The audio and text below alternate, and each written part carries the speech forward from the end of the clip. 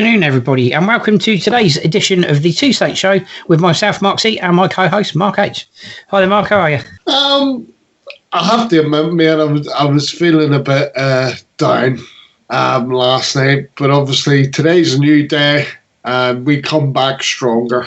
But I hope everybody else isn't too down, and I hope that all the listeners are taking care of one another and staying safe, keep them well. Absolutely right. And just remind everybody, you can catch us every Thursday, 1 until 3 p.m. on Fiesta 95 FM in Southampton and via onlineradiobox.com.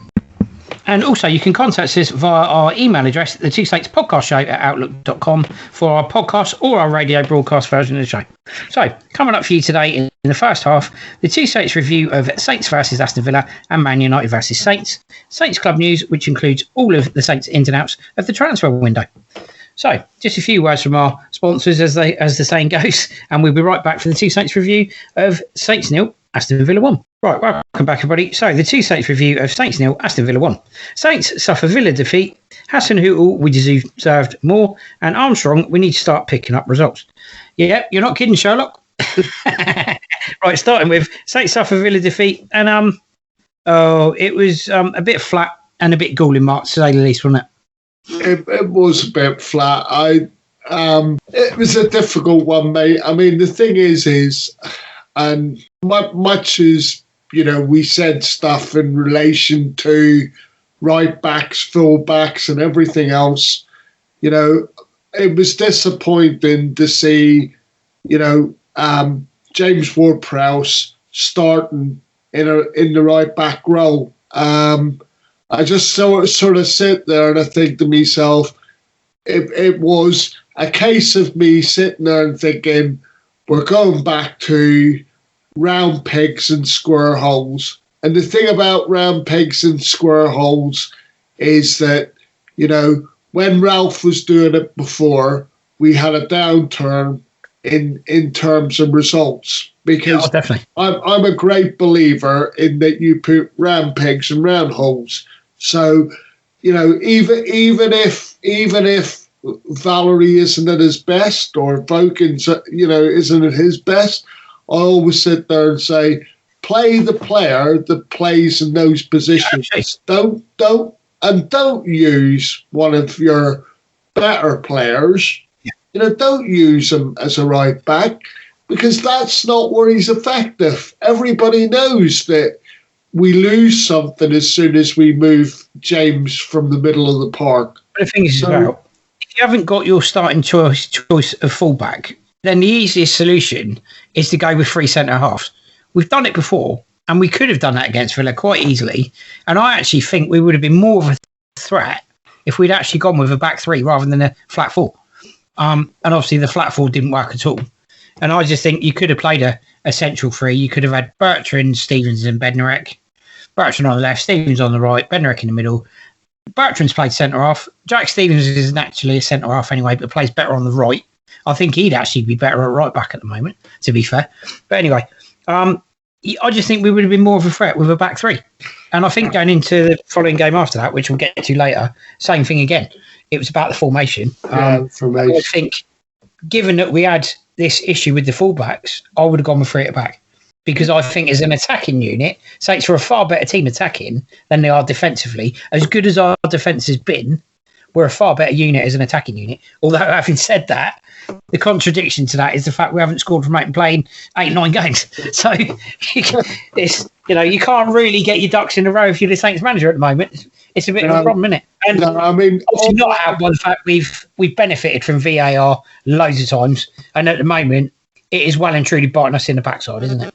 Yeah, we have to talk about it. I mean, the main incident we're talking about is the Danny Ings offside. I can't even remember whether it was he'd scored the goal or what it was, but yeah, I think it was the offside. In the build-up to scoring, I'm sat there, and even because I don't react the same way you do. Yeah.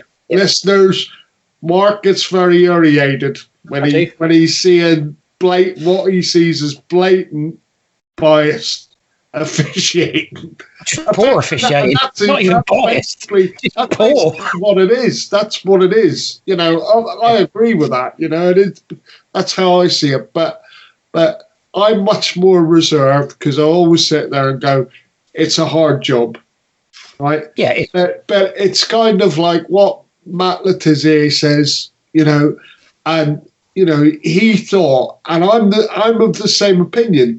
He thought that by bringing in the technology, it was going to improve the referee's performance and help them. And at the end of the day, everything was going to be about the right decision rather than any bias that may be going on, you know? And the thing is, Mark, you know, I'm going to say this. I know we spoke about it off air, but the thing is, for me, there's nothing wrong with the technology because they're all the different countries are playing by the same rules. You know, in Germany, they don't seem to have this problem with the technology. So it must be the people that's using the technology and the people that are officiating in the games. Well, the thing is, you've got referees on the pitch, but you've also got referees that are the VAR official. Yeah, exactly. And the thing is like, I mean, I've seen a suggestion that they should maybe have ex-pros on the VAR panels, you know, which maybe would be, you know, a better solution than just having officials on the pitch and then officials in the VAR room. I agree, Mark, because in fairness, I've actually listened to Talk Sport, and one person I didn't think would ever come out in defence of Saints, of all people, Danny Mills, who came out quite in defence of Saints after the Man United game, which I was a bit surprised at. So maybe having ex-pros isn't a bad idea, because at least they know what they're looking for. But, however said that, the rules at the moment are so convoluted and so confusing, nobody's got the faintest clue what they really are. And they're not sticking to the rules they started with at the start of the season. They've changed since then, haven't they? And it's almost as though they changed the rules to suit VAR, not just having a set of rules that should stand no matter what. Yeah, I mean, the thing is like, long gone are the days where you would take your partner of whatever persuasion, right, and you're introducing them to football, right, you know, and you spend the 90 minutes explaining, you know, the offside rule to them, because the way football has been, certainly even more this season than even last season when the VAR was introduced, you know, I haven't got a clue what offside is anymore. I haven't got a clue even what constitutes a penalty anymore. You know, so I actually watched back the clip of David Luiz's red card last night, and he doesn't even touch the player. He's literally 3 feet from the player. He doesn't touch him. The player goes down, and it's a penalty, and he gets he doesn't even touch the guy. It's even less of a penalty. You could argue it's even less of a penalty than the Jan Bednaric one that he apparently gave away. Yeah, we're not doing that review yet, but I know what you're saying. The VAR is poor, and the decisions are poor, and the laws are poor. I mean, handball. Okay, handball for this season. They brought a new handball rule in for this season. Very clear rule. If the ball hits you on the arm, intentionally or otherwise, in the penalty area, it's a penalty. So when did they change that rule? Because they said intentionally or otherwise, if the ball strikes you on the arm in the penalty area, between your shoulder and your wrist, penalty. So when did they change that?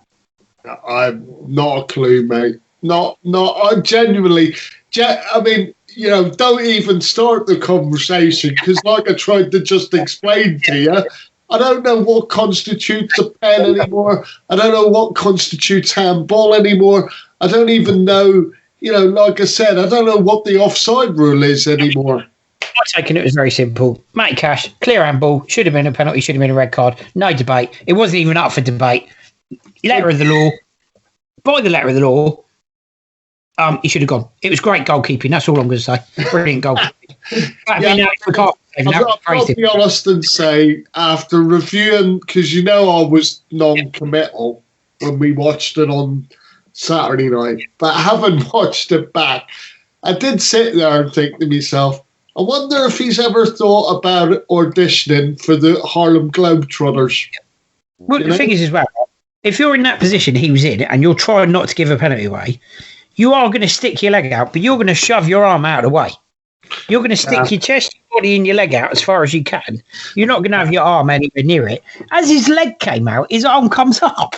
No, I know. Not in a position. Even then, they says by the letter of the law, if your arm's in an unnatural position, it's a penalty. So on 2 counts, it's a penalty. But there you go.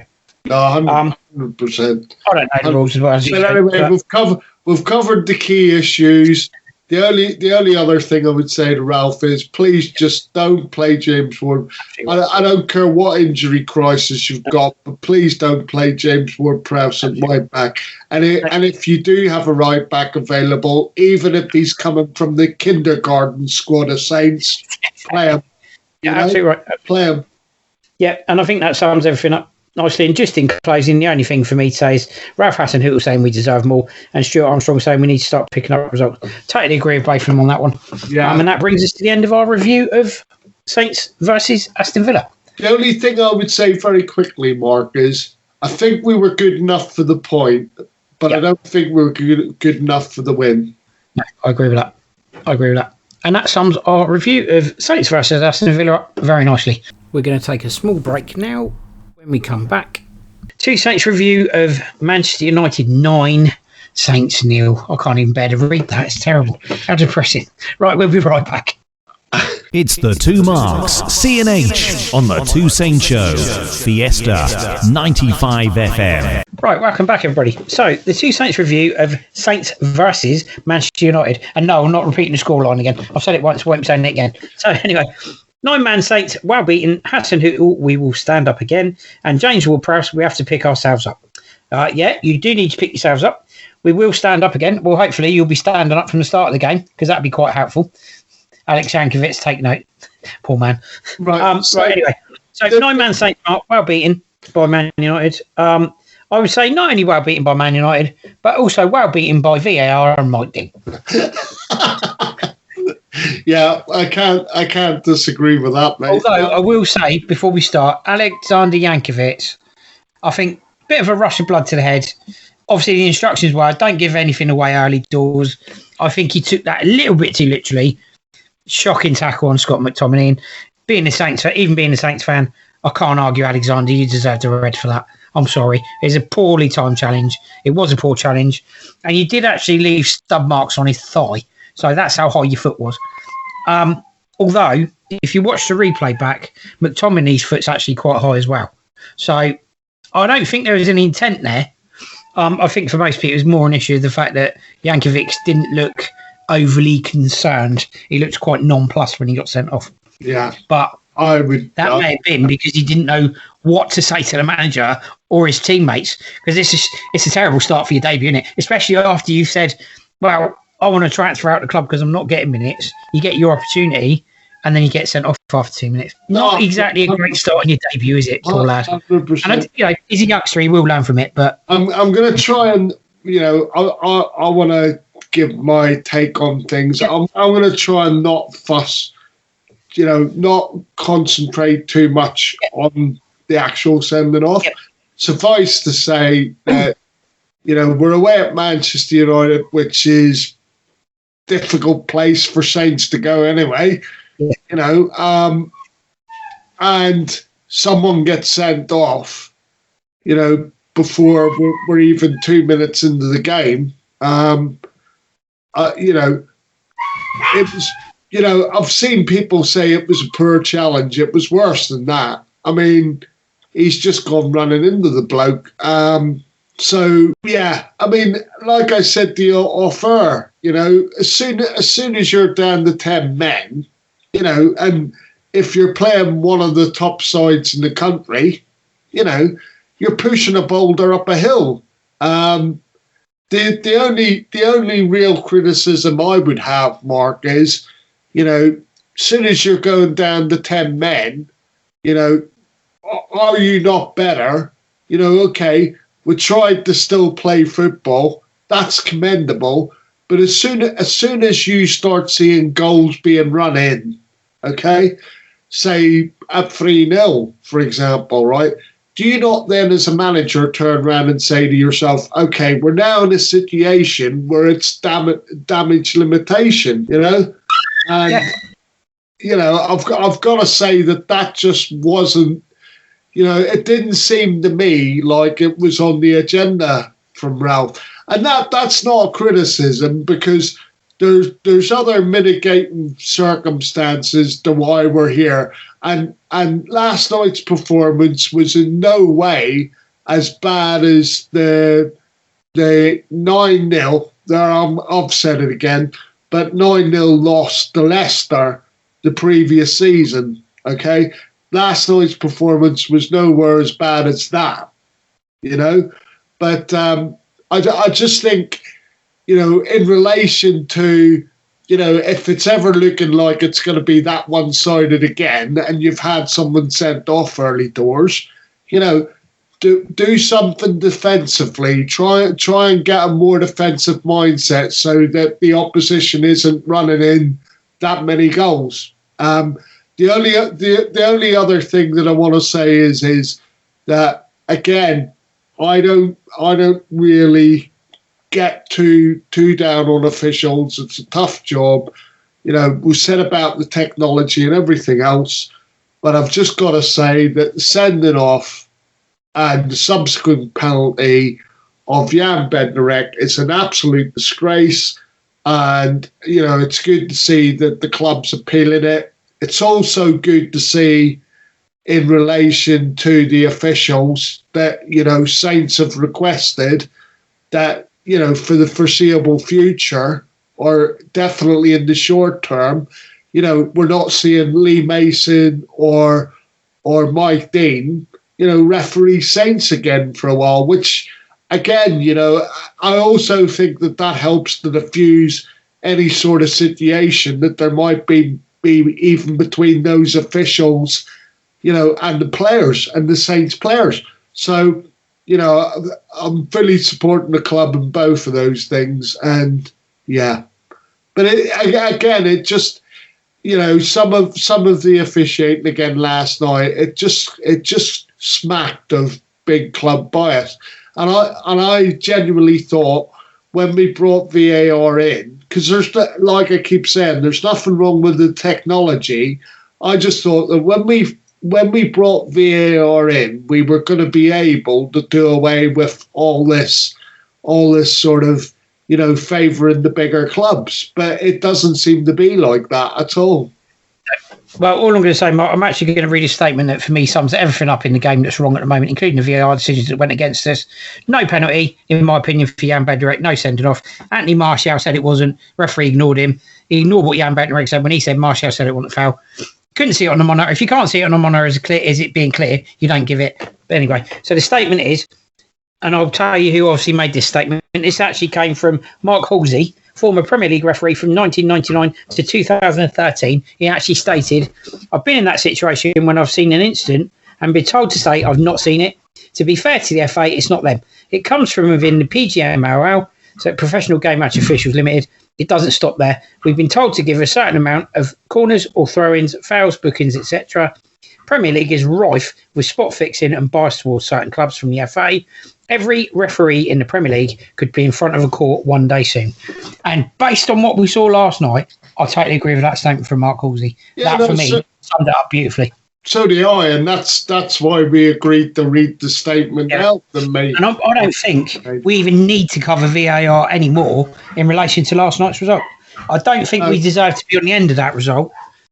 Certain decisions played into that, and the Shea Adams offside, that again is another one that played into the hands of that result. I don't believe that was what the scoreline suggested sort of game. It wasn't. No, and it was very, very different to the Leicester game, and that Leicester game hurt. Last night's one, not as much, for very different reasons. Actually, no, you're quite right to point that out. I know that there may be other people out there within the Saints supporting fraternity, and they're losing their mind about it. But you're right. There's no way that hurt me as much as the Leicester result. But anyway, remember something really important. The last time we got a result like this, it actually spurred us into life. We cut everything right back to basics, and we were a better team afterward. We'll do again. We'll rise again. It's what Saints do. Saints will rise again. They always do. They rose again in the 80s. They rose again in the 90s. They rose again in the 2000s. We always rise. So, a bit like Lewis Hamilton says on the back of his helmet, still rise. We always do, to be fair. Saints do. I mean, there is one thing that I want to point out, Mark, and I know it's slightly going off piece here, but last night, okay, I didn't have a problem with the lineup that Ralph decided to go with because his choices were limited. Let's be honest, right? You might have put an argument up for Redmond instead of Djenepo. That would have been the only thing, right? But I think in regards to Redmond, I think probably Ralph felt that Djenepo was more ready. Redmond came on in the last game and looked to be struggling with the pace of it. He didn't. When he was getting the ball, he was giving the ball away a lot of the time, or as I say, so. That wasn't an issue, but what I would say is that I don't know how you coach a person like Djenepo. You might sit there and you go, okay, when we're in possession of the ball and he's attacking, that's when he's at his best.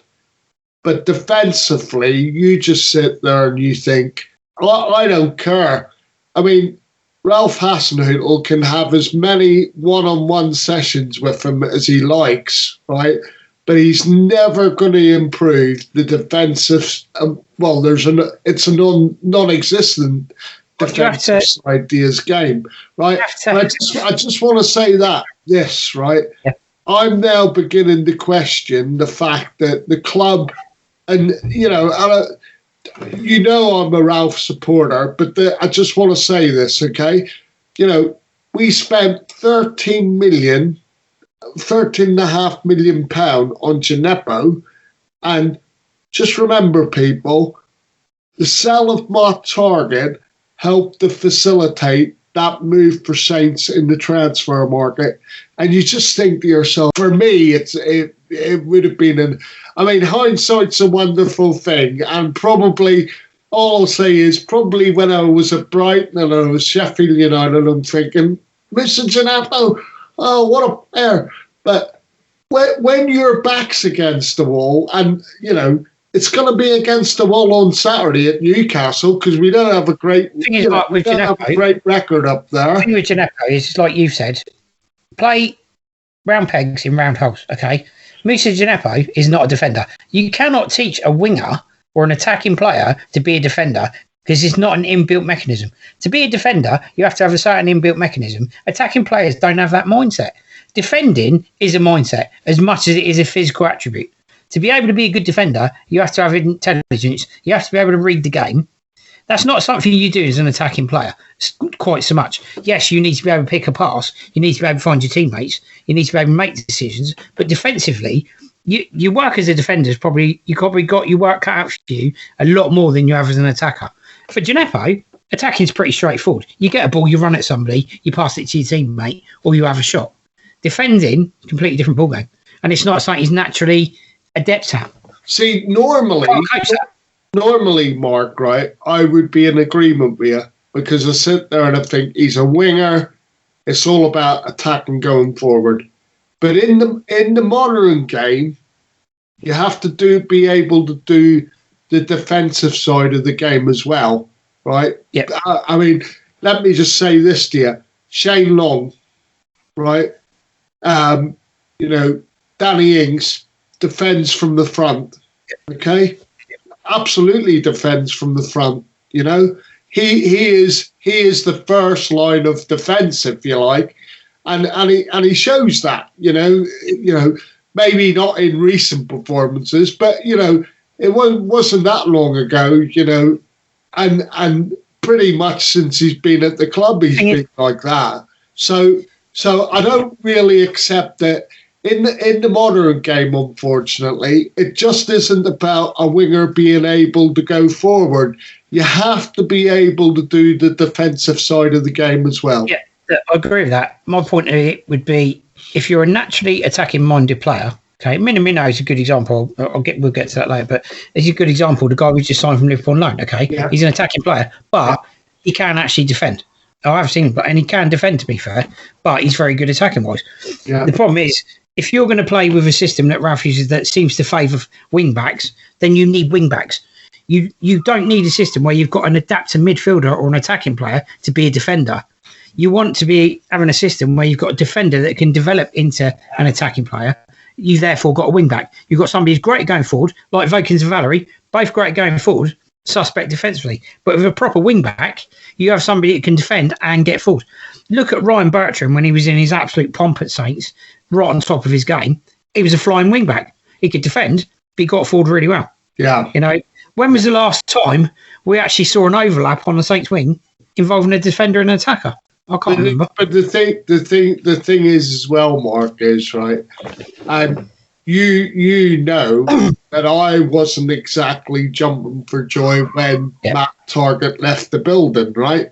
I wasn't, because I sit there and I think he's one of the few players that have actually came through our academy properly, unlike, how it is at the minute where, we take a lot of youngsters from the exit trials of other clubs, and it does seem to be less and less that we're seeing the youngsters from the local area make it.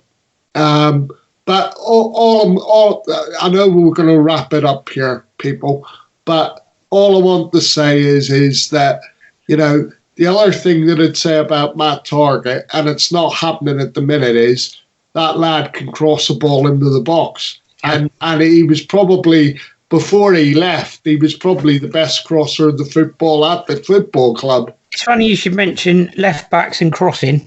3 Luke Shaw crosses Saints were on the receiving end of last night. Yeah. 3 Luke Shaw crosses. Yeah. So there you go. That was our undoing last night, sadly. But there you go. That brought us to the end of that. So we move on to the next game, which is coming up against Newcastle. Obviously, we're going to be covering that. But we look forward to that one. Hopefully, pick yourselves off floor, Saints, and go again. That's all we can do, isn't it? Yeah, and hopefully, slightly better result. I fancy our chances a little bit more against Newcastle than I did against Man U. We're going to take a short break, and when we come back, Saints Club news, including transfer deals. So we'll be right back. It's Mark C and Mark H. Mark my word, they're here with everything in the Two Saints Show. Right, welcome back, everybody. So, Saints Club news, including transfer deals, and the transfer deals are up first, followed by the Saints Club news. Sims rejoins Doncaster. Vokins joins Sunderland on loan. Valery makes Birmingham switch. Long joins Bournemouth on loan. And St. Seal Minamino loan deal. Following on from there, Saints Club news, John Mortimer and appreciation. Confirmed dates for Wolves doubleheader. February fixture update. PL2 report, West Ham 3, Saints 1, and concussion substitutes trial to start in February, Southampton FC. So, starting with Josh Sims going to Doncaster on loan. Probably what he needs, Mark, at the moment, isn't it? Yeah, because the problem with him, Mark, is even though I rate him, it seems to be that he's not part of Ralph's plans. So, and especially given the amount of people that were missing at one stage, down the attacking left-hand side, obviously which is where Josh favours most. And yet, because he obviously came back into January, we were having a crisis then in that position, and yet Ralph still didn't deem him good enough to play him. But I mean, I know that he said that he wasn't up to the standard. I'm not sure what this means, because obviously he's playing games for Doncaster.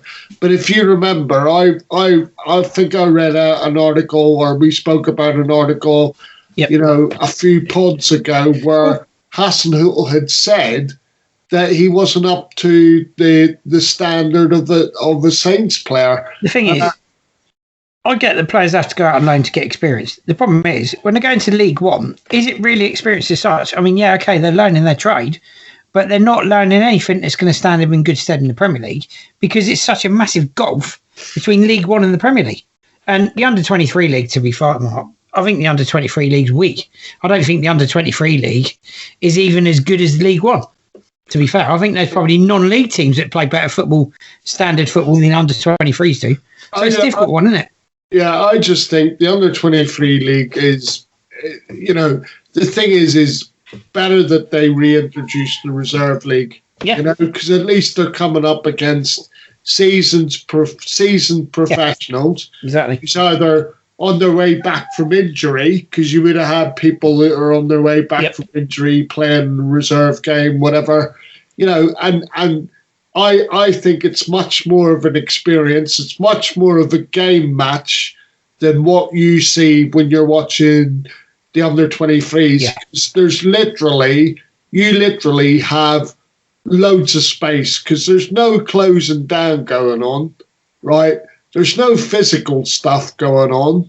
I mean, okay, we could argue that football's a non-contact sport now, but if you go and watch an Under-23 game, or in this case, Southampton B game, I mean, there's absolutely no contact whatsoever,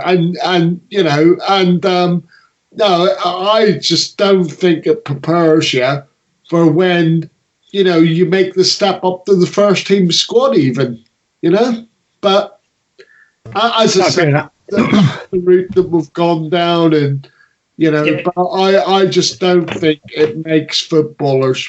I honestly don't. So, also off the back of that, Jake Vokins has joined Sunderland on loan, and Jan Valerie's gone to Birmingham on loan, and also Shane Long going to Bournemouth on loan. So, Right. Fair few players out on loan, Mark. Yeah. I mean, Shane Long, to be fair, probably does need some football, doesn't he? He's just signed a new 2-year deal, not really played a lot of minutes. So a few minutes under his belt would be good for Shane, won't it? Do you think that's the end of his time at Saints, though? Or do you think he's going to come back? Oh, no, he has to come back because he's still got a year to go in his contract. I mean... Do you think they'll loan him out again, though? Yeah, all I'm going to say, I just want to go back to Josh Sims for a minute, okay?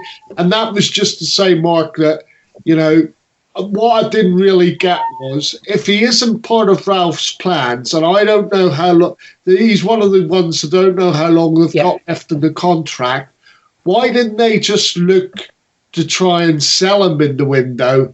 Or maybe they did, and there was no takers. Maybe the whole QPR article was a load of nonsense. But you never know. Surely you would have looked to sell him if he's not part of the plans rather than loan him out. But anyway, coming back to the rest of them, Shane Long, right? Strangest thing ever. And I've thought about this because we haven't spoke about this, Mark, right? No. But the thing is why did the club in the summer offer him, he's on the same wage as he was on before, right? Which is reported to be 50 grand a week. Okay? Now, we all knew in the summer that Shane Long wasn't going to be a first choice striking option for Saints, right?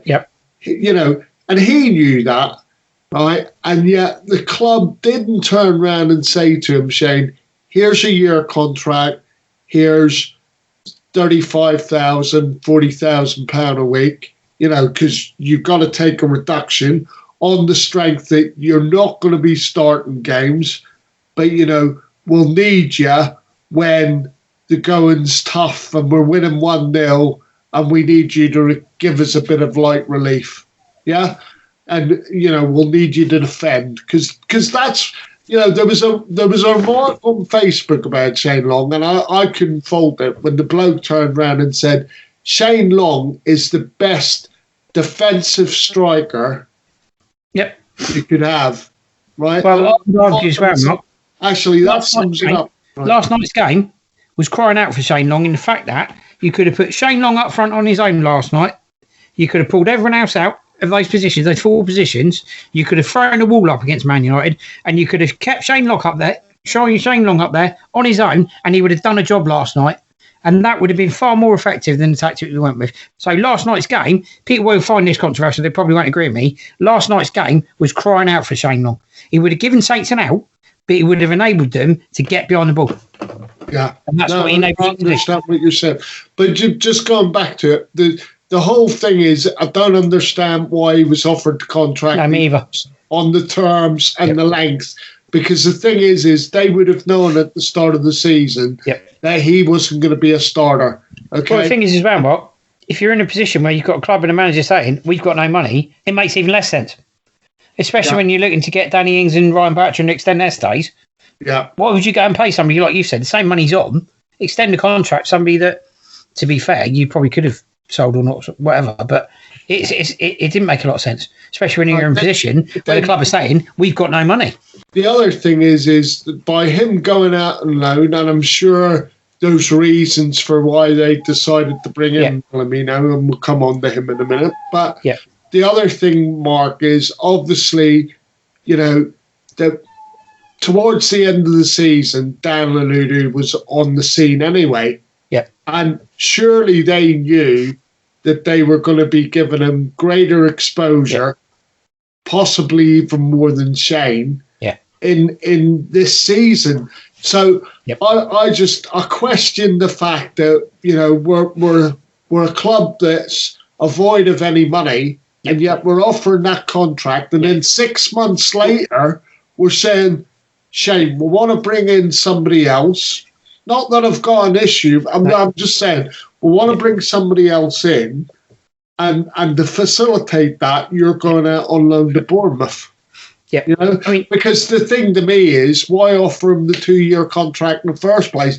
Because that's more less like saying, okay, we offered you it 6 months ago, but now we've decided that the chances of you actually playing for the club, even when you come back in the summer, are minimal. He's a lame duck for me. Well, the thing is as well, it's interesting as well, because obviously Obafemi was on the verge of getting loaned out, got injured. So he's obviously now back at the club recruitment, blah, blah, blah. So at some point, he's going to get fit again. Yeah. So he's going to be someone else that's going to be wanting to try and get into the team. Dan and Lundalu's obviously there at the moment. So you've got two players there, two youngsters that want to try and get into the team. Have they possibly moved Shane aside to accommodate, as you said, in Lundalu, or maybe even later on, further down the line, Obafemi as well?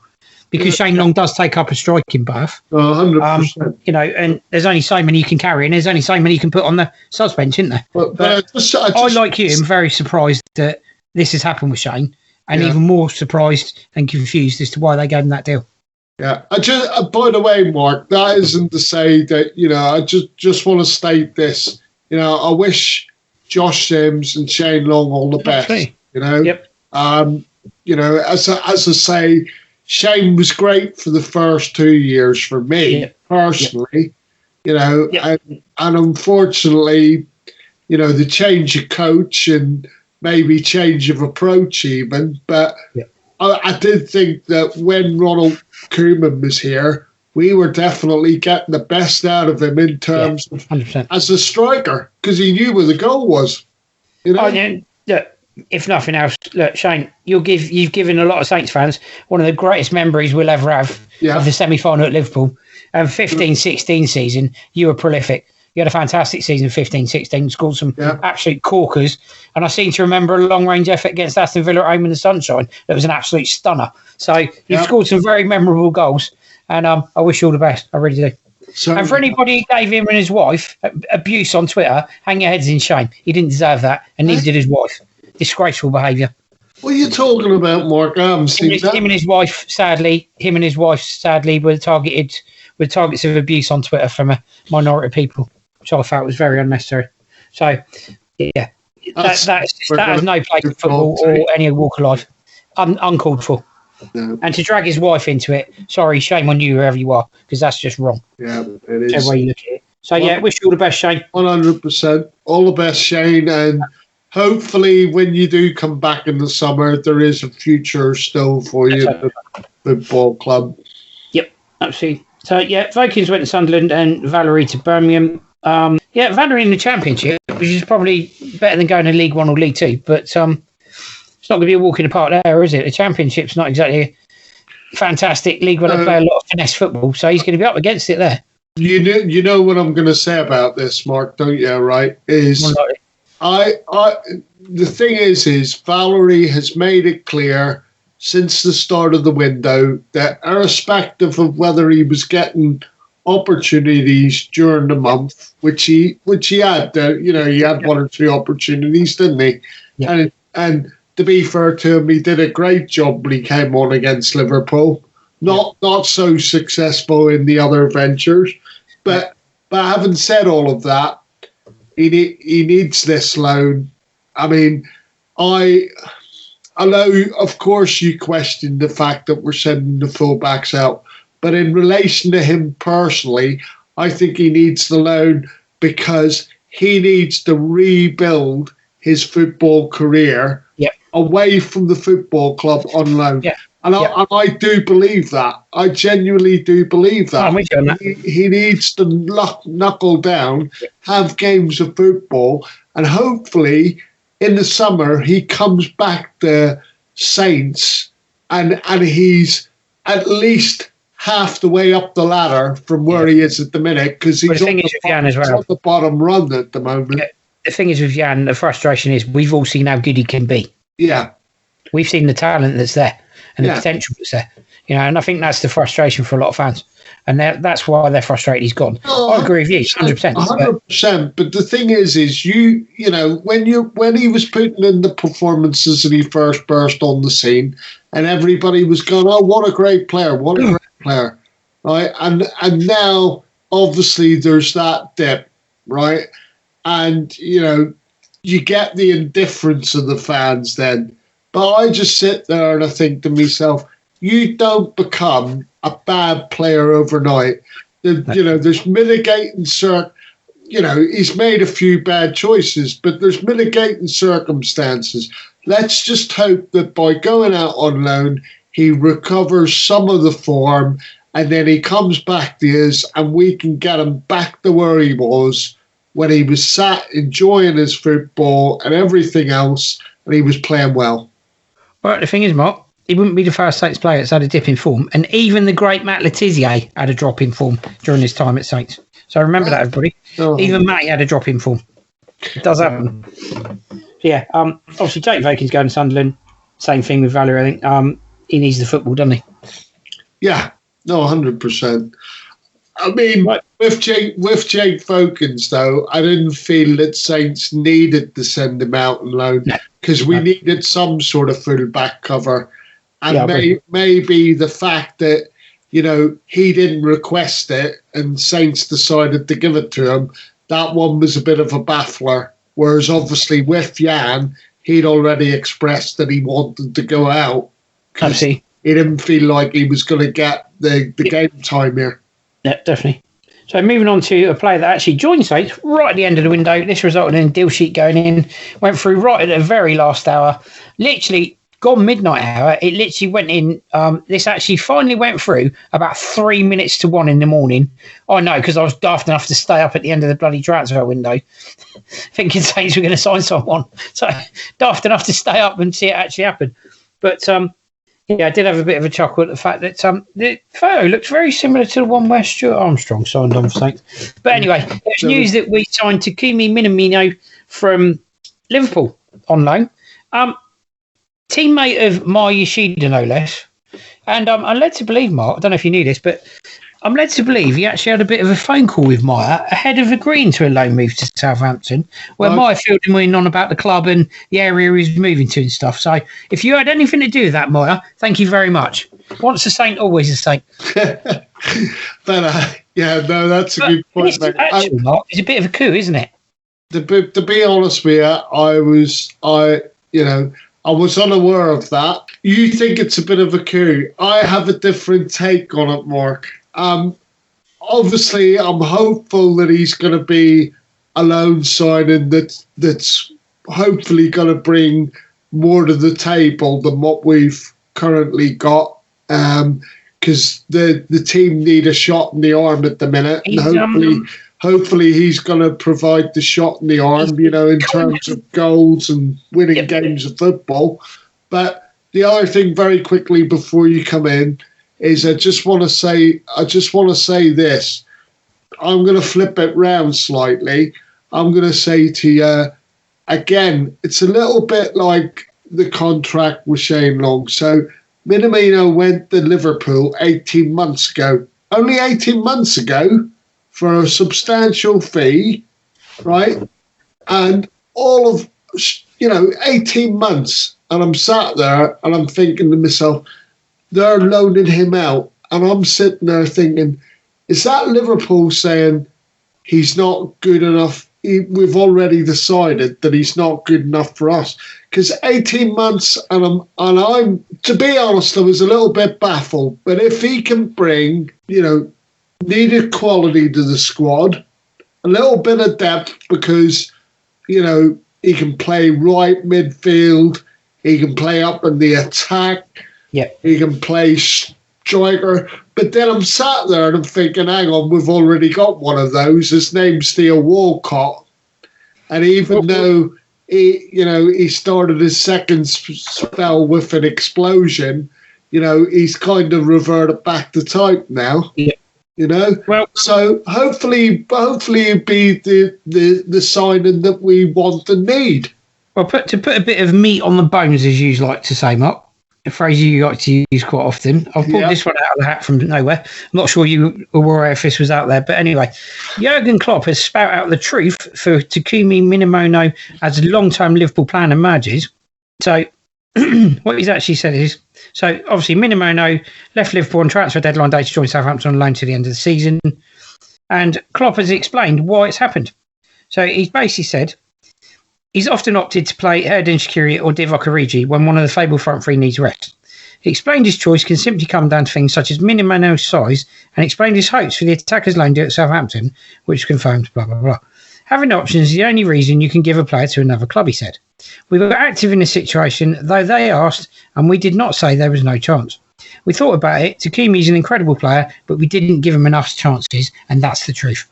That was for different reasons. Sometimes it was because of his size. That's because of our problems in defence. We're not tall enough, and then with Takumi on the pitch, we had to think how we could do that. So there you go. That's basically the truth of it. Defending set pieces, he says, is very important for Liverpool. Part of the reason they wouldn't include him. I would actually say, I don't think size has got a lot to do with it, Jurgen, to be fair. But there you go, Mark. But Mark, that's just a ringing endorsement to what I just said. Yeah, He's surplus the requirements at Liverpool. It's, 18 months down the line, they're looking to offload somebody that signed for a fair amount of money. Yeah. And when he was saying about defensively, I'm worried because basically he's more or less saying he's an attacking player and that's it. So, if we want them to do the dirty work, like I've just repeated in the pod about Gineppo, obviously Jurgen's saying by what he's saying himself that he won't do the defensive side of the game for you. But I mean, let's hope then that he brings enough of an attacking side of his game to make the difference for us to start winning a few games again and start getting a few goals in the back of the net. Yeah, I mean, the one thing he's quite good at is, for anybody who's ever seen him play, when he played for Salzburg, the one thing he was very good at was transitioning from defence to attack. So he was capable of putting in some decent challenges, but then getting forward very quickly and putting those telling balls into the final third, which is definitely something Saints have lacked. They have struggled in transitions during games, which is something he's fairly good at, and they have struggled to create chances, which is something else he seems to give. If those two facets of his game work for us, it would be a great loan signing. But your jury's out, isn't it?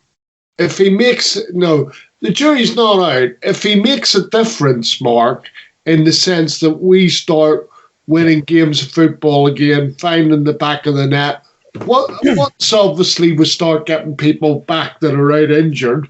But as long as he's making a telling contribution, then I welcome him with open arms at the minute.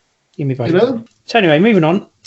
Confirmed dates for Wolves doubleheader. So a time and date has been confirmed for Southampton's Emirates FA Cup 5th round tie against Wolverhampton Wanderers next month. The trip to Molineux will take place on Thursday, 11th of February. And as a result of that scheduling, Saints Premier League tie Wolves has been put back a day, meaning St Mary's will host Nuno Espirito Santo's side on Sunday, the 14th of February at midday. So Valentine's Day for any of you who don't have any plans. So there you go. So that's that one. Also, February fixture update. Details of 2 further Saints games in February have been confirmed. Premier League games at home to Wolves has now been moved to the 4th of February, as we just said. And the visit at Newcastle will remain on Saturday, 6th of February at 3 p.m, but will now be shown live on BT Sport. So there you go. So that's those two. So moving on from that, we also have Premier League 2 report, West Ham 3, Saints 1. Yep, Saints under 23s going down 3-1 to West Ham. So not great, Mark. And also concussion substitutions trial to start in February. So we'll go to that one quickly. Premier League and Football Association today issued the following statement in relation to the start date for concussion substitutes. They've successfully applied to the International Football Association Board to introduce additional permanent concussion substitution trials across Premier League, Barclays FA Women's Super League and FA Women's Championship and Emirates FA Cup. Dates for the introduction of the trials include Premier League from the 6th of February 21, Barclays FA Women's Super League and FA Women's Championship from the 6th of February 21, and the Emirates FA Cup from the 5th round, 9th to 11th of February 2021. And obviously, player welfare is the priority. The protocols will allow a maximum of 2 concussion substitutes to be used per team, with the opposition side able to use the equivalent number. So, long overdue, and I'm glad they've done that. I'm only echoing. I mean, I'm not going to say anything on it, mate, because I only echo those thoughts. Yeah. I mean, at the end of the day, it's all about player welfare. Absolutely. You know? And Absolutely. Rugby's had it for ages now. And, you know, we knew it was coming. We thought it was going to be, you know, as from the start of next season. But thankfully, they've decided to move it forward. So, moving on to the sad news that John Mortimer, former Southampton Football Club president, who's actually died at the age of 86. John Mortimer actually came to the Dale as the board's radical remedy to the difficulties the team was having in their second season in the top flight. At a special Sunday meeting on February 25th, 1968, the directors decided that 49-year-old manager Ted Bates, who brought the Saints from 3rd Division to the 1st, needed to be relieved of some of the pressures upon him. They would advertise for an assistant manager coach who would take charge of the coaching, training and discipline of the players. The job sounded attractive enough to tempt a strong field, including even Jimmy Schooler, ex-Pompey in Scotland, who was in his 4th season as manager of Cardiff City, then enjoying a run in the European Cup Winners' Cup. The board's unanimous choice was 33-year-old John Mortimer. Farnborough-born John could recall crossing Hampshire as a teenager to watch the Saints in their doom run-in of 1949. His playing career, however, took him eastward. As an amateur at Woking, he became a school teacher and as a professional at Chelsea, then played as a professional at Chelsea before a swan song at QPR. So during the course of 279 games as Chelsea centre-half, they won promotion from the 2nd Division in 1963 and League Cup in 1965. So what the directors expected of Mortimer was not welcomed by the dressing room. In interviews 30 to 40 years later, for my biographies of Bates and Terry Payne, players from the 1968 team queued up to justify their opposition to the board's tripartite job description. Not a lot of people would agree with it, Mark, but it turned out to be quite an inspired decision, and he went on to have a very successful career with Saints, didn't he? Yeah, I mean, what a coach, mate. And the thing is like, you know, I'm sure Laurie would owe a lot of his success to the fact that John Mortimer was there in the background, took a lot of the coaching sessions, you know. So we're talking from the late 60s when Ted Bates was in charge through you know, Laurie Mack's reign as manager, and even up until the early 90s. I mean, I read that he actually had a spell where he was in charge of Saints. He did, yeah. He was actually caretaker manager of Saints in 1994. Yeah, early 90s. So, and it's surprising as well because he actually succeeded Ted Bates at the club as the president in 2003.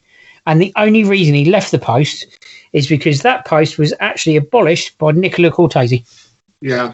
And that's the sad thing about it. Yeah, John was quite hurt by that. But all I would say, Mark, is you know, we should remember him because his contribution, although he was in the background, so to speak, but his contribution on the coaching side of coaching the players and everything else, and I'm making sure that Southampton as a football club arrived on the map in terms of playing in the top division and stuff like that there. Okay, he might have been quietly spoken and kind of in the background, but he was always taking the coaching sessions on the training pitch. And his contribution to Southampton Football Club should never be underestimated. Never be underestimated. I mean, it's huge. It's huge as well. That's despite the fact that he was hurt by the dismissal. He took it with dignity, and he and his wife Mary actually became season ticket holders. So there you go. He took it with dignity and continued to follow the club. And after living for a few years with Alzheimer's, he actually went into a care home 18 months ago. He actually survived COVID-19 last year, but then succumbed to a build-up of illnesses eventually, which is a very sad demise. So, it is. Best wishes to all of his family. Yeah, all I can do is echo what you're saying there, Mark, and all I want to say is his contribution, as I say, to the football club, should always be remembered. It was very, very sad when I read it. I absolutely had to tear me eye when I read it. It's really sad. But our deepest commiserations to everyone that knew John and all his family. John Henry Mortimer, rest in peace. 23rd September 1934 to the 26th January 2021. Enjoy your sleep, John. Give me a minute, everyone. A bit of a moment myself there, Mark. Right, anyway. So the Premier League 2 report is the very last thing to come out of all this session that we're doing at the moment. And it was West Ham 3, Saints 1. So more bad news for the under-23s, Mark. It's just, they've had all that time off because, I don't know whether you know, but they were actually meant to play West Ham on the 15th of December, but it got called off because of COVID and everything else. And it was, they've had a time off. Obviously, I'm assuming that some of them may have gone back to their families over Christmas and stuff like that. I'm not altogether sure, but it just seems like, Mark, normal service resumed.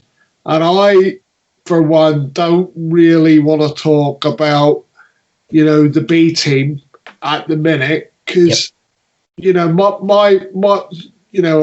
spoken about my feelings in regards to the B team off sort of, vocalising it on here. Yeah. And people know exactly where I am with the B team at the minute because I've said it often enough. And the most worrying thing is the B team's all about producing, one or two players for the first team squad, and we're a long way off that at the minute for me. Yeah, but there you go. No, definitely. I totally agree with you there. Yeah, it's definitely a very long way away. So that brings us to the end of the Saints Club News section of today's show. So we're going to take a very short break, and coming up in the second half of the Two Saints show today for you, we've got other football news, including the major transfer deals, Two Saints Corner Chat, the Les Reed interview, Two Saints preview of Newcastle versus Saints and Wolves versus Saints in the FA Cup 5th round. We'll be right back. Fiesta 95 FM, the Two Saints show. Right, well, welcome back, everybody. So, other football news, and we'll start with transfer deals. Joshua King, Everton has signed Norway striker from Bournemouth. Everton have signed striker Joshua King from Championship side Bournemouth on a deal until the end of the season for an undisclosed fee that's on a 6-month contract. Fulham transfer news, Josh Meyer has joined on loan from Bordeaux. Cottagers have the option to make the deal for the 22-year-old permanent at the end of the campaign. Liverpool transfer news, Ozan Kabak has joined on loan as Ben Davies signs from Preston. Liverpool completed a loan deal for Schalke's Turkey central defender Ozan Kabak.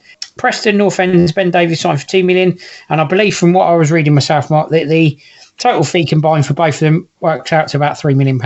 So roughly £1 million for the other one, I believe. So I have to say, Mark, that the £3 million that you're talking about, the Turkish lad that signed, he signed on loan.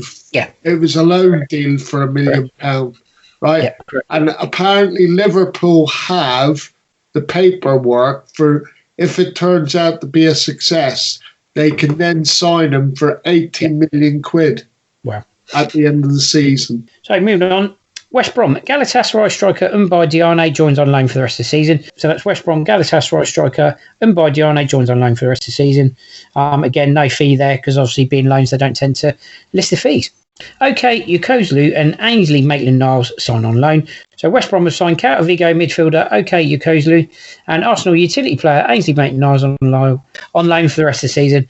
Attacking midfielder, 26 years old, has 29 caps and spent 3 years with Trabzonspor before moving to Spain. Maitland-Niles, obviously, 5 England caps, Albion's 5th sign in the window. Moving on from there. Jesse Lingard, West Ham signed Man United midfielder on loan after Saeed Benrahma deal was made permanent. Demarai Gray, Bayer Leverkusen signed winger from Leicester City for an undisclosed fee. Over to Mark on this one because I know Mark wants to speak about Demarai Gray. Yeah, this is just something that was frustrating in the sense that, like Ainsley Maitland-Niles, he was on the radar of Southampton Football Club. Unlike Maitland-Niles, there was no talks with Demarai Gray because we couldn't afford the £1.8 million, £2 million quid if you want to split hairs. Basically, that you would have needed to sign him, and obviously he signed for Bayer Leverkusen. So disappointing, yes, but I understand in the position that we're in and there's no investment. It's one that slipped through the net again. Certainly did. Yeah, certainly did. And that's sad news, actually, for Saints in the fact that obviously didn't go through. And obviously Saints entered the window, as we all know, without any fullbacks. But they did sign Minamino from Liverpool, so it was a bit of a strange one. And I'm led to believe, Mark, that actually came off the back of the fact that Saints actually inquired about the fullback, Nico Williams. We're told, no, he's not available, but we're made aware that Minamino was. Yeah, that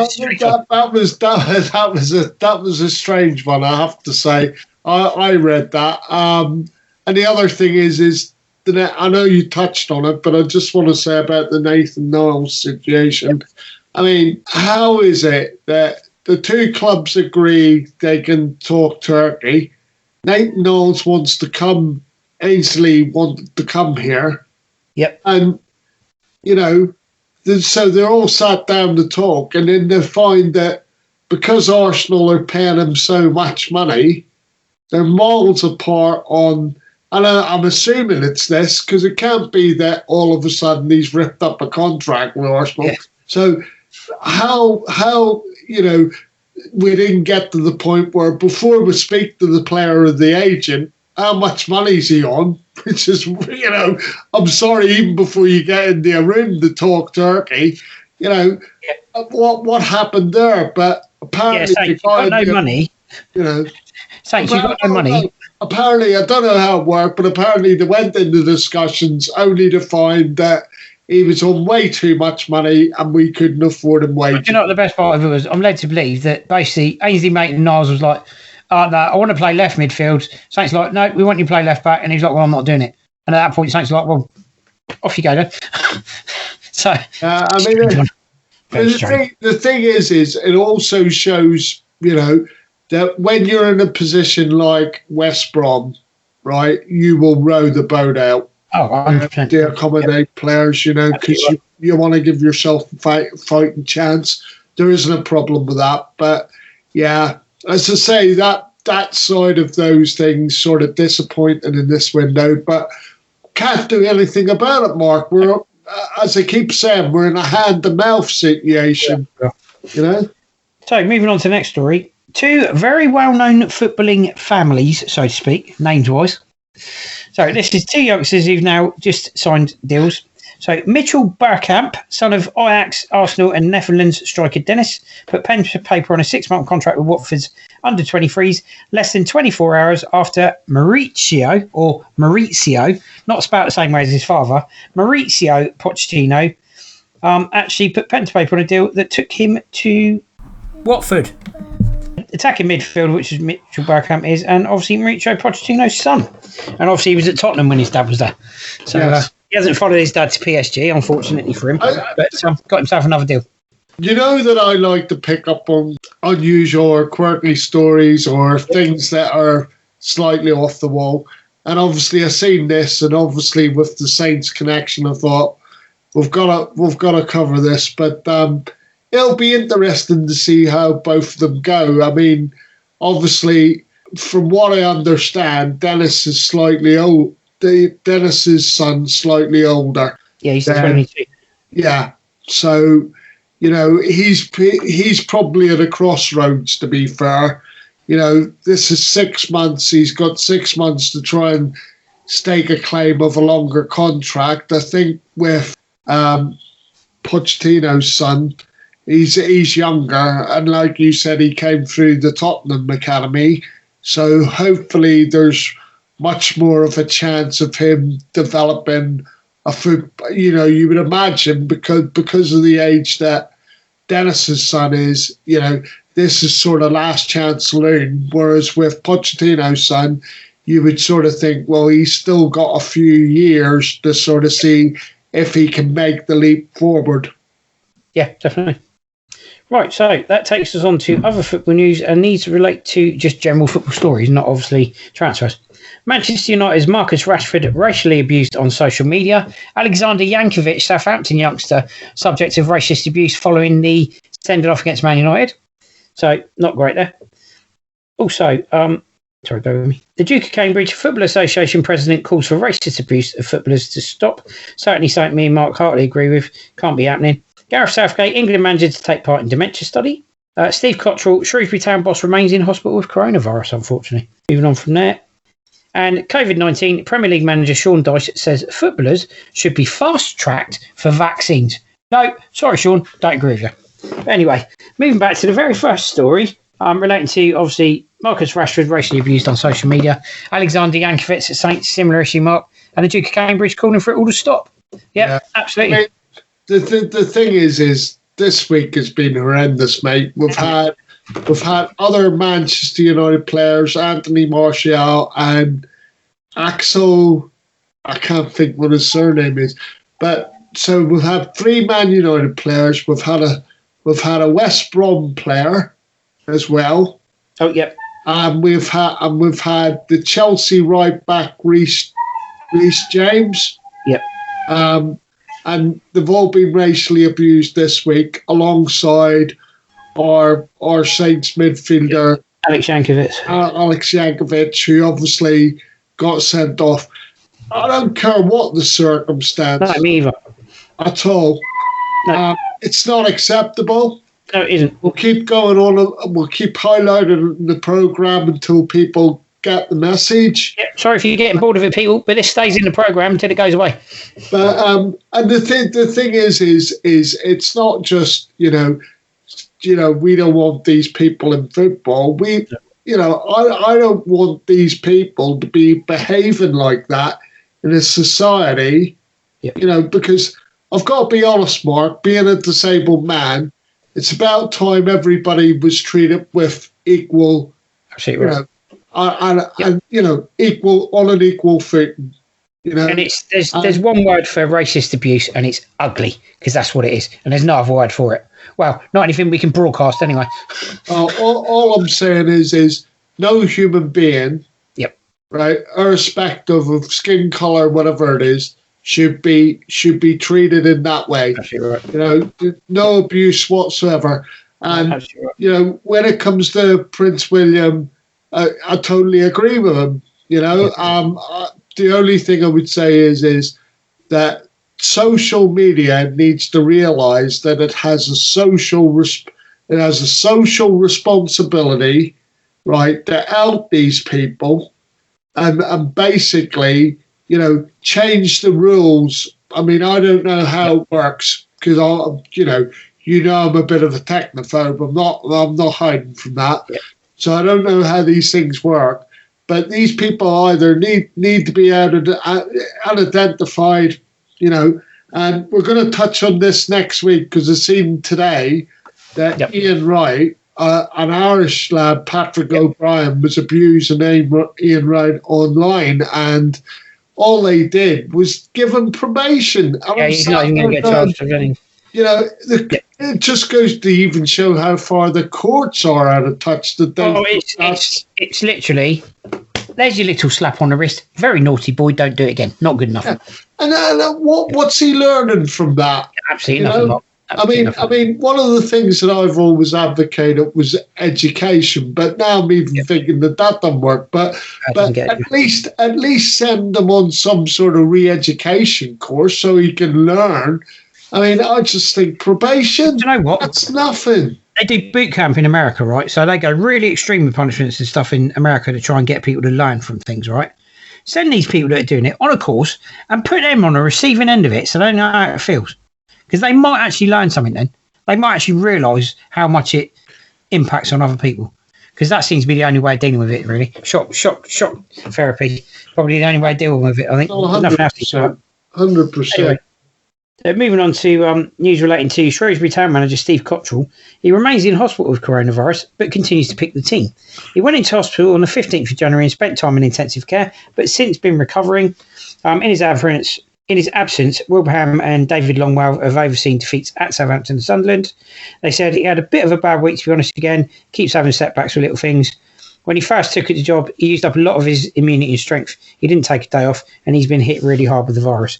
However, he continues to improve, so that's good news, Mark. And we wish him a speedy recovery, Steve. Yeah, we do, mate. We do. The thing is like, if you look at the time that he spent in hospital, it does seem that it's kind of been, you know, he's been on the road to recovery and then he's had a setback. So, you know, all I want to say is, you know, all the best for your recovery, Steve. And, you know, and that goes out from both of us in the Two Saints show. Absolutely. But yeah, Sean Dyche believes that footballers should be fast-tracked for vaccines. I don't think I actually agree with this. I've got to be honest. I think there are other people that are far more needing of a vaccine than a professional sports person. What's your take on it, Mark? Anyway, all I'm going to say is it just goes to show that footballers, managers, whatever it'll be, within that football bubble, they live in that bubble. Because Sean Dyche, what are you talking about for a kickoff? I mean, if a player wants a vaccine that much, why doesn't he go and pay for it out of his own pocket? Oh, it's just crazy. But I understand, you know, everybody has the right to the vaccine. Yeah, but definitely. Unfortunately, in this instance, mate, you just wait your turn like everybody else. You know, there's no special circumstances here in regards to footballers. The thing is, if there are people that have neurological conditions that are classed as vulnerable and people that have been shielding, they should be on the list way, way, way before professional footballers. Yeah, 100%. Professional footballers aren't walking the street on a daily basis or going to work like in a regular environment. It's a completely different setup for them.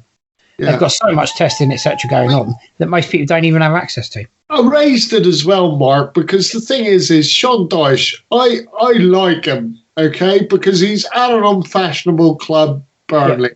It's a little bit like us at the minute, right? Because because of things financially at our football club, you know, Ralph's swimming against the tide with the people that are currently running the club.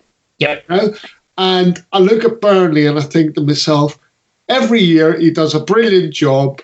I don't ever remember having an issue with him before this comment by him. And I just thought to myself, you know, Sean, you're so out of touch with people in this country, even by saying something like that. That's probably why he doesn't make statements very often, Mark, to be fair. But the thing is like, I've always liked him as a manager because I've always thought he's honest, you know. I mean, they lost recently there to Chelsea this week, right?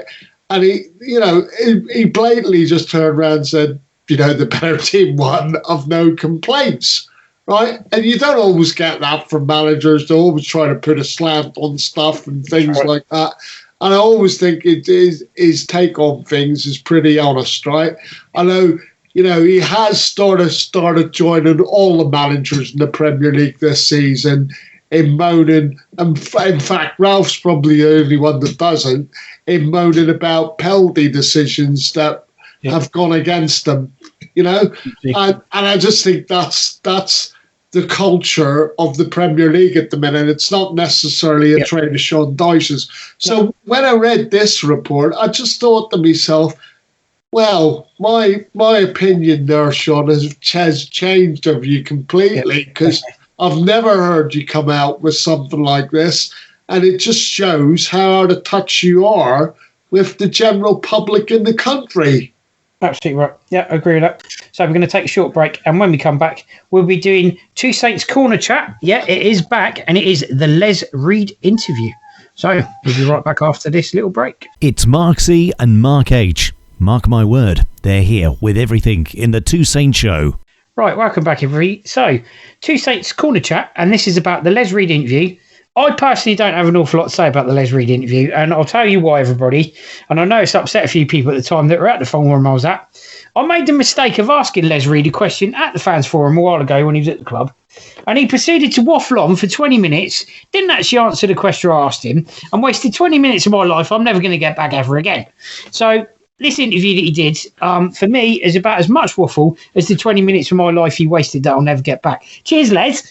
So, over to you, Mark. And this was an interview Les Reed gave about Cortese, Koeman, the good times, where it went wrong, sacking Prowl, recruitment record, accepting responsibility, fans' anger, working for the FA, his new venture, and lots more. Unfortunately, he didn't include the 20 minutes of my life that he wasted. But anyway, over to you, Mark. So, I mean, people have different views on it. But basically, for me, Les Reed was appointed to oversee the academy in the first instance, right? When Cortese decided to bring him to the football club from Bishop Stortford, where he was the assistant manager at the time, right? So he was, don't get me wrong, he had appointments in the FA, he even had appointments in the Irish FA. He had a very unsuccessful stint as the Charlton manager, and obviously he was responsible for the Charlton Academy before he became their manager. And obviously from there he was on the down escalator, because we basically plucked him from Bishop Stortford. And all I would say, Mark, is, I read the interview only because you and Hugh insisted that I did for the purposes of this show. I have to be honest, Mark, I didn't actually have any intention of reading the article, and then Hugh got hold of me and said, "Oh, can you ever read this? Because I want you to include it on the show, because I think it'd be a good." And I was like, "Oh, right, okay." I ended up reading it. And the difficulty for me was, didn't I regret that? I was never a big fan. For me, in relation to Les Reed, and I find it ironic because the one thing that he touches on the most was that period when Ronald Koeman was in charge, right? And probably the best ever thing he did for me personally, and probably for the football club, was to appoint Ronald Koeman. Yep. But then ultimately we lost him because we were trying to push him to sign a new contract. He didn't want to sign a new contract. He was happy to see out his contract, but obviously, I'm not sure about it. But I always felt there was a bit of a falling out there before he went to Everton anyway, because there was a major disagreement about the quality, and how often do we discuss this? The quality of the standard of the youth player, or the under 23 players that were coming through to the first team, and he was proved right. I mean, here's something I will say is like, obviously Les Reed had a different opinion on that. He thought that everybody in the academy at the time was good enough, obviously, to come into the first team, right? I'm sorry, but Ralph was proved right, and the ones that he did pick out were the ones that progressed. Well, ironically, Mark, if you remember, for money. Ironically, if you remember, it was the topic of the academy that I actually asked Les Reed about, where he proceeded to waffle on for 20 minutes and waste my time. So, yeah, I know all about that. And sadly, the legacy of the academy under Les Reed, we're still freaking suffering from, aren't we? Yeah, I mean, the other thing that I would say as well, Mark, is that he talks about the period under Puel and everything else. And I think that when he was overseeing Puel, you know, he did bring in some decent signings, but then at the same token, during that period, you know, we brought in Sophie and Buffel, and that, I mean, okay, he knuckled down in the last season, but you've got to say that it was a period of time in his career where it was unfulfilled as a Saints player, and then you move on to the Pellegrino, you know, period, and basically nearly every player that was signed during that period was a failure. We had Wesley Hoyt come in, we had Mario Lemina come in, you know, and all these players in the long term, and even in the short term, when we're talking about Wesley Hoyt, were failures. And then we got to the next window, the next transfer window under Pellegrino, and basically we were that desperate, and Les had run out of options, and we went to him and said, "Who do you think we should sign as a striker?" Now he was asked Pellegrino was asked a question at the start of the season, and he said, "No, I'm okay for strikers." And because the club was so desperate, they went to him and said, "Who should we sign?" And then we ended up signing Carrillo. So that whole period was a disaster in recruitment terms. And then the thing is even though these players have developed, we had Mark Hughes, and this was his last period. And in that summer, we signed El Zanussi, right, who hasn't turned out to be a success for us, right? But then similarly, we signed Danny Ings, Vestergaard, and also Stuart Armstrong. The last three have turned out in the longer term to be successful for Saints. Yeah, I mean, Elyounoussi might have had a fantastic Champions League game against Man City, but you don't recruit a player just based on that. We'll have to be grateful. We'll have to be grateful that in the longer term, I suppose, they did turn out to be successful. But the issue that I had was, before he left the building, he made sure that he spent all the money that we had. So effectively, by the time he left the building, Saints were potless. Yeah, and that's the problem. And the problem is we're still paying the price of that legacy now. Yeah. And I think, Mark, that probably brings us really nicely to the end of Two Saints Corner Chat, because I think we've wasted more than enough time over the years on Les Reed. And I'm not prepared to give the man any more of my life than the 20 minutes I'd already given him. Anyway, moving on from there. Right, we're going to take our last break. And when we come back, we'll do the Two Saints preview of the upcoming fixture against Newcastle and the massive FA Cup fixture, 5th round, against Wolves. So, we'll be right back. It's the Two Marks, CNH, on the Two Saints Show, Fiesta 95 FM. Right, everybody. So, just quickly, over to Mark. Just a little addition to the end of the last topic. Yeah, sorry. I just meant to mention that basically, you know, when Pellegrino was the manager, there was 2 players that season that did make some sort of difference and contribution, and that was Gabbiadini. Sorry, just forgot there for a minute. Gabbiadini and Bednarek. Yep. And obviously Bednarek's making a hell of a difference even now. So absolutely. You know, but the legacy was that all the money was spent at the well, and we're suffering from that now, you know, before he left the building. Absolutely right. Yeah, and that wraps up, obviously, the last section, which was the corner chat. So, moving on now. Two Saints preview of Newcastle versus Saints. So, last time out against Newcastle 2, Saints 1. Federico Fernandez hit a late winner as the team came from behind to defeat Saints 2-1. In the reverse fixture, Southampton 2, Newcastle 0. Shea Adams and Stuart Armstrong on target to Saints for once top of the Premier League for the first time in their history. Wasn't the first time at the top of the table in the top flight, because they actually did it in 1989 under Chris Nicholl. So it wasn't the first time we'd ever topped the table, but it was the first time in the Premier League. And we all enjoyed that 4 or 5 days that we were at top getting a nosebleed. Seems like a very distant memory after last night, Mark. So, obviously, Newcastle coming up. They're not in great form, but we're quite depleted. For me, does it hinge on if Jan Bednarek manages to play? Because for me, I think it probably does. I think it does for me as well.